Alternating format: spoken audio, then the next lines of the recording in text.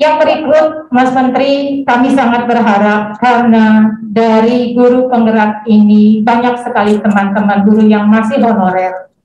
Mungkin ada nanti kebijakan dari Mas Menteri terhadap teman-teman kami, di mana perjuangan mereka yang 9 bulan mungkin tidak perlu kami ungkapkan di sini, tapi Mas Menteri sudah tahu seperti apa perjuangan mereka. Kami berharap Mas Menteri nanti melihat mereka, apa yang terbaik yang seharusnya mereka terima.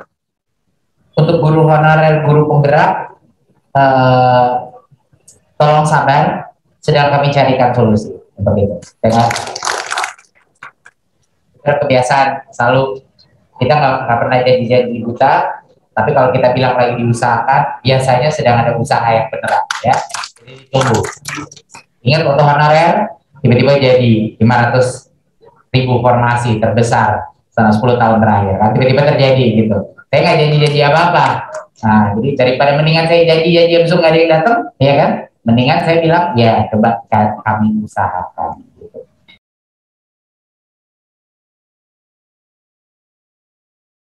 Di luar itu, tetap saja seleksi guru penggerak, ini harus disadari, seleksi guru penggerak itu udah level yang lebih tinggi lagi. Benar nggak Mas Iwan? Iya. Ya. Jadinya secara otomatis pemerintah akan mencoba, janji saya adalah kita akan mencoba mencari jalan bagaimana bahwa guru penggerak ini karena mereka mau menjadi masa depan pemimpin, ya secara langsung bagaimana dia mau jadi kepala sekolah kalau dia tidak punya status, benar nggak? Ya kan? Bagaimana dia mau menjadi pengawas dan pelatih APK? Jadinya kita sedang mencari jalan, kita sedang memperjuangkan bagaimana agar lulusan-lulusan PGP ini bisa mendapatkan status ASN karena seleksinya sudah jauh lebih intensif daripada tes tertulis doang, udah di interview, udah harus nulis esai, ya kan? Udah gitu harus ngikutin program 9 bulan. Jadinya secara logis pemerintah pasti akan memperjuangkan gitu. Tapi tentunya ini kan bukan keputusan Kemendikbud saja Bapak Ibu. Kita harus mendapat persetujuan dari PAN-RB, menteri-menteri lain ya. Jadi mohon kesabaran, tapi secara prinsip pasti kita akan perjuangkan. Itu ya untuk yang honorer ya. Tapi jangan nunggu ikut tes seleksinya segera gitu ya. Dan jangan takut ngambil tesnya itu kok. Nggak, itu penting sekali, kita harus pede untuk masuk ke situ. Toh kalau gagal masih ada 2 kali lagi bisa mencoba gitu kan, jadi nggak masalah. Nah,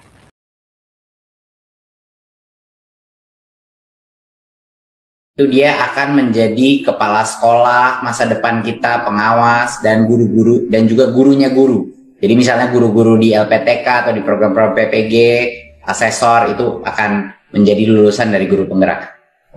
Bu Ketua, malah guru-guru berapa persen Mas Iwan yang sebenarnya masuk guru penggerak yang honorer? 20% Mas Andri. Luar biasa, 20%. Jadi kita tidak melihat status dia. Kita tidak melihat status dia. Kita melihat kompetensi berdasarkan interview yang sangat intensif. 20% dari yang keterima di program guru penggerak itu adalah guru-guru honorer. Jadinya pastinya pada saat dia lulus dari program itu, kita akan memfasilitasi mereka untuk segera mendapatkan status ASN. Benar kan Mas Iwan? Ya, malah itu kesempatan akselerasi untuk guru honorer yang berhasil diterima dalam program itu. Makanya kita tidak melihat statusnya. Guru honorer pun bisa mencapai posisi tertinggi kalau dia bisa lulus tes seleksi, proses seleksi guru penggerak. Itu benar-benar kita merdekakan, Bu. Jadinya itu 2 hal yang berbeda. Itu program kepemimpinan sama kalau yang P3 kan program kesejahteraan berdasarkan minimum kompetensi. Semoga Corong Edukasi, pusat informasi pendidikan terupdate.